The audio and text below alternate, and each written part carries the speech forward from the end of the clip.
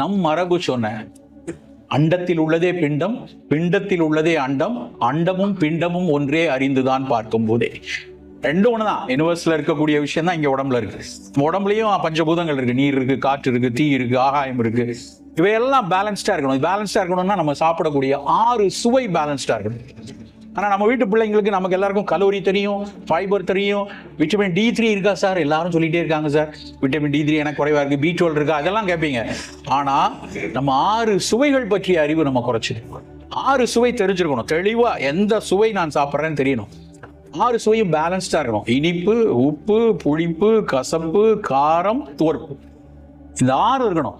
இந்த 6 சுவையும் தினம் இருக்கணும். நிறைய பேர் கசப்பும் துவர்ப்பும் நம்ம தினசரி சாப்பிட மாட்டோம். புளிப்பு கண்டிப்பா இருக்கும். புளியை கரைக்காம எதுவும் செய்ய மாட்டாங்களா? சாம்பாரோ ரசமோ எல்லாம் புளியை கரைச்சிருவோம்.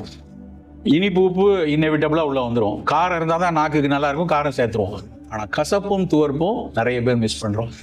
என்னன்னா நம்முடைய உணவுகள்லயே மிகச்சிறந்த மருத்துவ குணம் கொண்டது கசப்பும் துவர்ப்பும் தான்.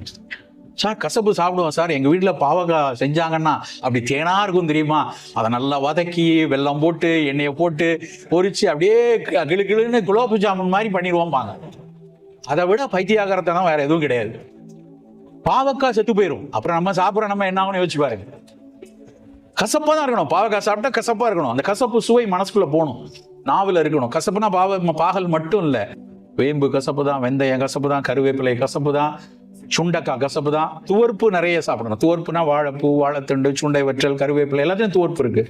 ஏன்னா சுவையின் அடிப்படையில் தான் நம்ம உடலே உருவாகுது. நம்ம உடையில இனிப்பு உடலை வளர்க்கும், துவர்ப்பு உடலை சுருக்கும்.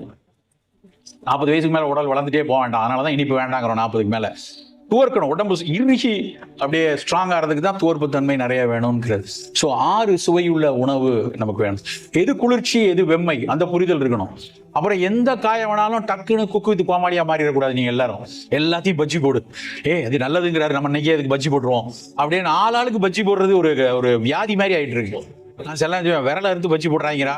ஏன்னா எனக்கு தெரிஞ்சு நான் சின்ன பிள்ளைல எங்க வீட்டுல வெங்காய பஜ்ஜி உண்டு, வாழைக்காய் பஜ்ஜி உண்டு. இன்னைக்கு பார்த்தா கத்திரிக்காய் பஜ்ஜி, பாவக்காய் பஜ்ஜி, எதை வேணாலும் வெண்டைக்காய்க்குள்ள மாஸ்க் பண்ணி உள்ள போட்டு பொரிச்சு எடுத்துட்டோம்னா அது நல்லது. அப்படி சாப்பிட வேண்டாம்.